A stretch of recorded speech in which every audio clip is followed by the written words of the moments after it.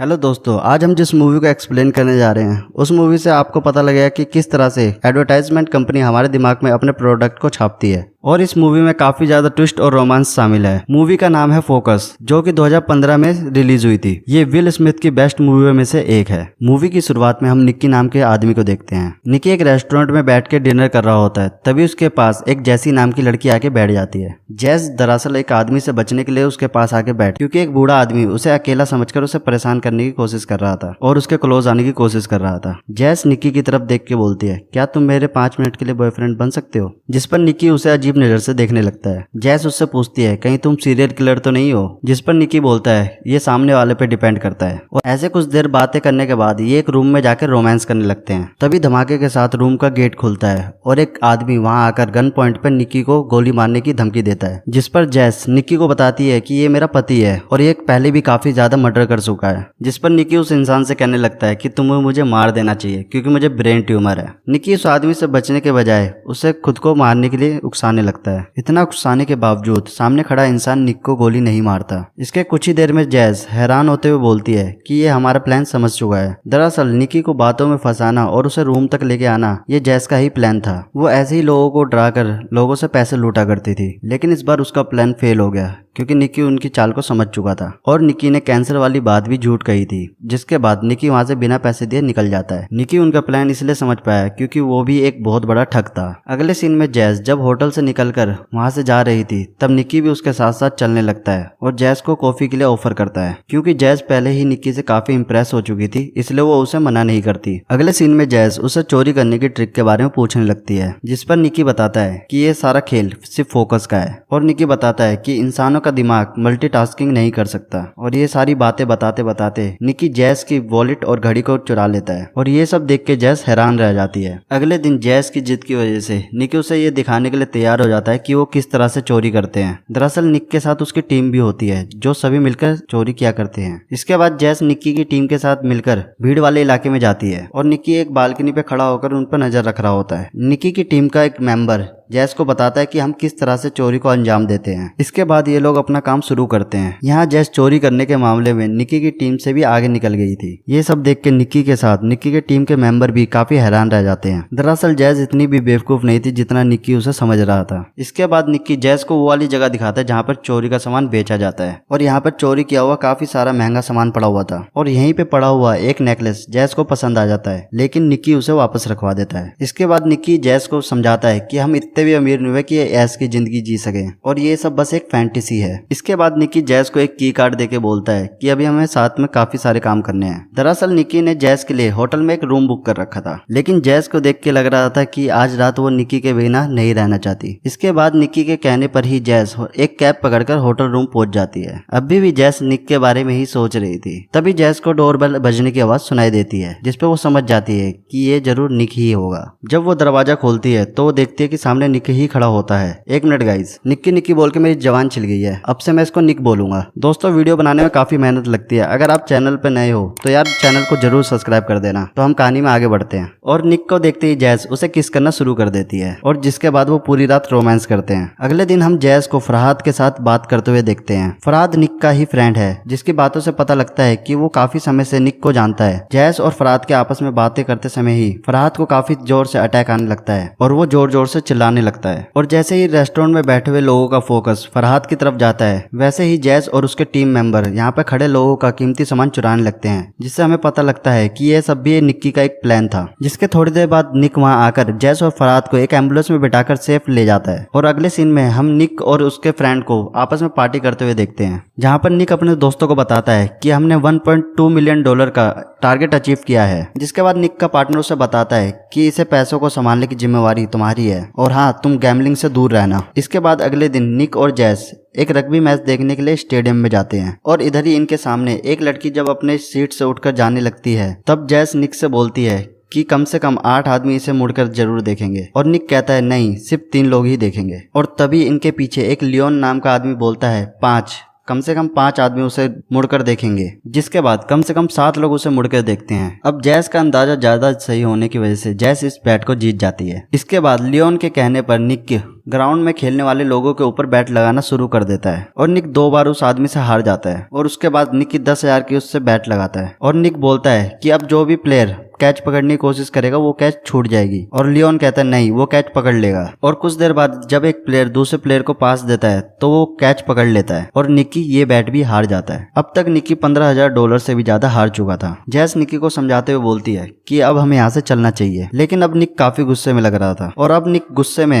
अपने बचे हुए $1.1 मिलियन को टेबल पर रखते हुए कहता है कि अब हम कार्ड्स की गेम खेलेंगे। जैस अब भी उसे रोकने की कोशिश करती है, लेकिन निक उसे इग्नोर करते हुए लियोन को बैट लगाने की बात करता है। क्योंकि लियोन एक अमीर आदमी था, इसलिए वो इस बैट को लगाने के लिए तैयार हो जाता है। और अब देखते ही देखते निक $1.1 मिलियन भी हार जाता है। क्योंकि इन पैसों में से कुछ हिस्सा निक के पार्टनर का भी था, तो ये सोच सोच कर जैस को अब काफी टेंशन होने लगती है और निक बिना कुछ बोले ही वहां से जाने लगता है। जिस पर वहां खड़ा लियोन टोन मारते हुए कहने लगता है कि तुम किसी बड़े खिलाड़ी के साथ खेलोगे तो यही अंजाम होगा। जिसके बाद फिर से निक गुस्से में लियोन की तरफ बढ़ता है और उससे बोलता है कि अब मैं डबल अमाउंट की बैट खेलना चाहता हूँ। दरअसल अब निक के पास एक भी पैसा नहीं बचा था, लेकिन वो फिर भी बैट लगाने की जिद कर रहा था। अब निक उसे बोलता है कि ग्राउंड में खड़े किसी भी प्लेयर का नंबर नोट करो, मैं उसे गैस करने की कोशिश करूंगा। और लियोन इसके लिए साफ मना कर देता है। जिसके बाद निक उसे बोलता है ठीक है, मैं नहीं, जैस उसको गैस करेगी कि कौन सा प्लेयर तुमने चूज किया है। निक का ये पागलपन देख के लियोन भी इस बैट को लगाने के लिए मान जाता है। अब तक जैस की रोने वाली हालत हो चुकी थी और वो निक को रोकने की काफी कोशिश करती है। तब तक में लियोन ने एक प्लेयर का नंबर नोट कर लिया था, जिस पर निक गुस्से होकर जैस से बोलता है कि तुम एक प्लेयर को सिलेक्ट करो। तभी जैस ग्राउंड में खड़े प्लेयरों को देखना शुरू करती है, लेकिन उसे कुछ समझ नहीं आता। और दूसरी तरफ लियोन उससे बोलता है कि तुम अभी भी बैट को वापस ले सकते हो, लेकिन निक इसके लिए साफ मना कर देता है। और कुछ देर बाद हम जैस को शॉक्ड होता हुआ देखते हैं, क्योंकि उसी ग्राउंड में उसे फराद खेलता हुआ दिखाई देता है। और जैस तुरंत बिना हिचकिचाए बोलती है नंबर 55।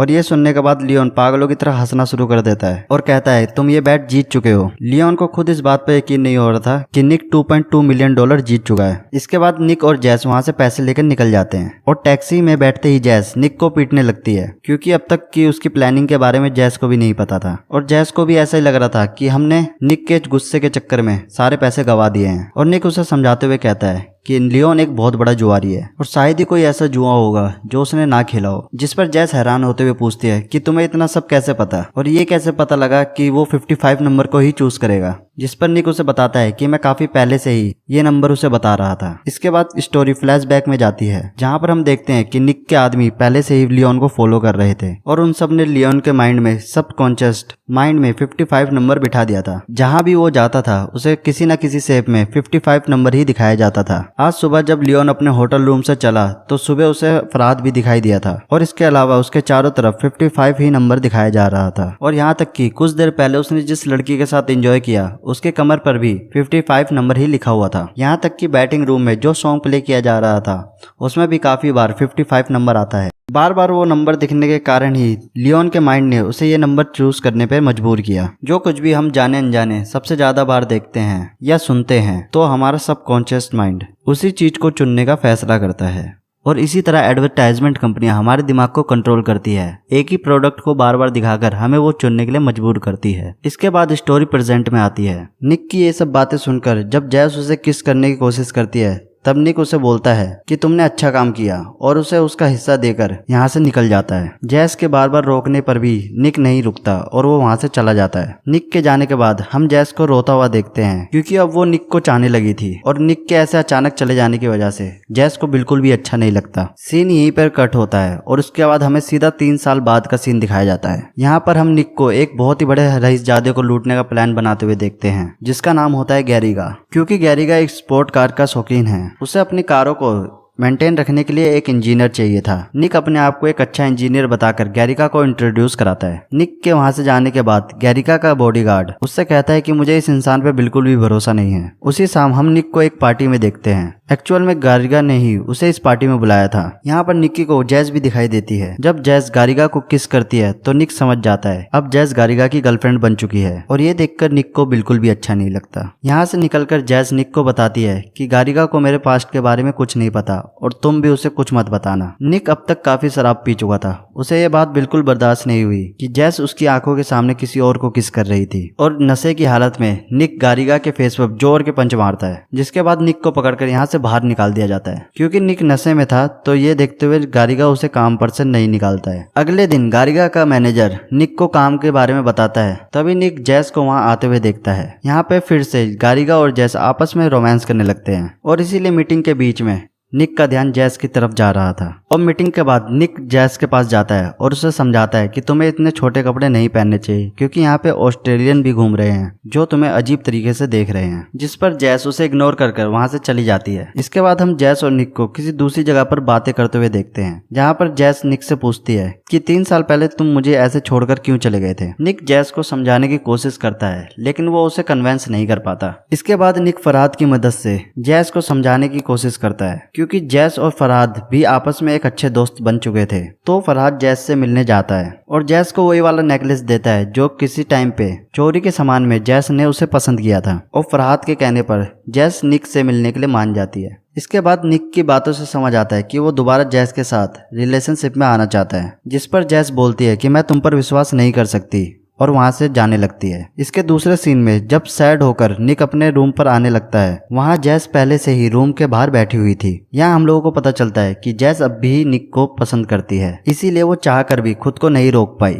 और वो तुरंत ही एक दूसरे को किस करते हुए रूम के अंदर एंटर करते हैं और पूरी रात रोमांस करते हैं। अगले दिन सुबह गारिगा का बॉडीगार्ड निक से मिलने के लिए आता है और निक के रूम में जब किसी और का होने का एहसास बॉडीगार्ड को होता है तो वो रूम की तलाशी लेना शुरू कर देता है और काफी तलाशी लेने के बाद भी उसे वहाँ कोई भी दिखाई नहीं देता। असल में जैज बॉडीगार्ड से बचने के लिए दूसरी बालकनी पर जाकर छुप जाती है, क्योंकि वो नहीं चाहती थी कि उसके रिलेशनशिप के बारे में गारिगा को कुछ भी पता चले। इसके बाद गारिगा का एक आदमी निक को उसके काम के लिए पैसों से भरा हुआ बैग देता है और इसी सीन में हम निक को एक लैपटॉप से डाटा ट्रांसफर करते हुए देखते हैं। दरअसल निक ने गारिगा के कुछ सीक्रेट डिजाइन चुरा लिए थे। गारिगा के ये डिजाइन चुराने के बाद निक उन डिजाइनों को गारिगा के ही क्लाइंटों को कम दाम में बेच देता है और उसी रात निकी उन पैसों को लेकर जैस के साथ इस शहर को छोड़ने की सोचता है। जब निकी जैस को लेकर यहाँ से निकल रहा था तब गारिगा का एक आदमी निक की गाड़ी को रास्ते में ही ठोक देता है और अगले सीन में निक और जैस को हम एक कुर्सी पे बंधा हुआ देखते हैं। दरअसल गारिगा को पहले ही आइडिया लग चुका था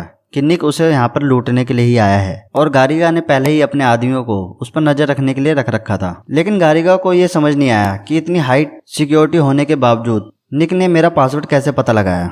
और यही क्वेश्चन जब वो निक से पूछता है तो निक बताने लगता है, जब मैंने जैस को तुम्हारे साथ देखा था तभी मैंने जैस के करीब आना शुरू कर दिया था और जो नेकलेस मैंने जैस को दिया था उसमें मैंने एक माइक्रो चिप्स फिट कर रखी थी और जैसे ही जैस तुम्हारे रूम में गई वैसे ही उस नेकलेस में लगे चिप के कांटेक्ट में आते ही तुम्हारा लैपटॉप का एक्सेस मेरे पास आ चुका था और मुझे तुम्हारे पासवर्ड का पता लग गया। लेकिन जैस को इस बारे में कोई भी जानकारी नहीं थी और मैंने इसको बेवकूफ बनाया। ये सब सुनने के बाद गारिगा और उसका बॉडीगार्ड हंसने लगते हैं। इसके बाद गारिगा जैस के मुंह पे लगी टेप को हटाता है। तब जैस बताती है कि मैं कभी गारिगा के रूम में गई ही नहीं, हम दोनों रिलेशनशिप में नहीं थे। यहाँ हमें पता लगता है कि जैस भी गारिगा को लूटने के लिए यहाँ पे आई थी। पार्टी वाली रात जैस ने निक को पहले से ही देख लिया था और उसने जानबूझकर गारिगा के पास जाकर ऐसा दिखाने की कोशिश की जैसे वो लोग रिलेशनशिप में हैं। एक्चुअल में ऐसा कुछ भी नहीं था और जैस निक से झगड़ने लगती है और उससे बोलने लगती है कि तुम बहुत ही झूठे इंसान हो, तुम कभी जिंदगी में सच नहीं बोल सकते और इसी वजह से अब हम दोनों मरने वाले हैं। और इसके बाद फिर से निक एक और कहानी सुनाने लगता है।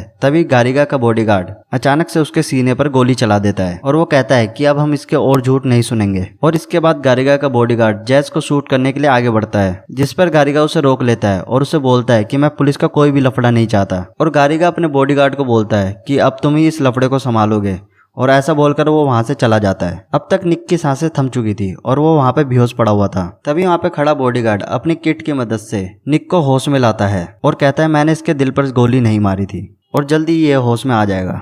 और यहाँ पर जैस को पता लगता है कि ये बॉडीगार्ड कोई और नहीं बल्कि निक का पिता है। निक के होश में आने के बाद वहां पे पड़े हुए पैसों का बैग और निक को लेकर वहां से हॉस्पिटल की तरफ निकल जाते हैं। और यहाँ जैस को पता लगता है कि निक ने गारिगा को लूटने का प्लान 3 साल पहले से ही शुरू कर दिया था और 3 साल से निक का पिता गारिगा के लिए बॉडीगार्ड का काम कर रहा है ताकि वो गारिगा का भरोसा जीत सके। और अपने पिता की मदद से ही निक ने गारिगा के लैपटॉप का पासवर्ड पता किया था और निक के कहने पर ही निक के पिता ने उस पर गोली चलाई थी। अगर वो ऐसा नहीं करते तो गारिगा उन दोनों को ही मार सकता था।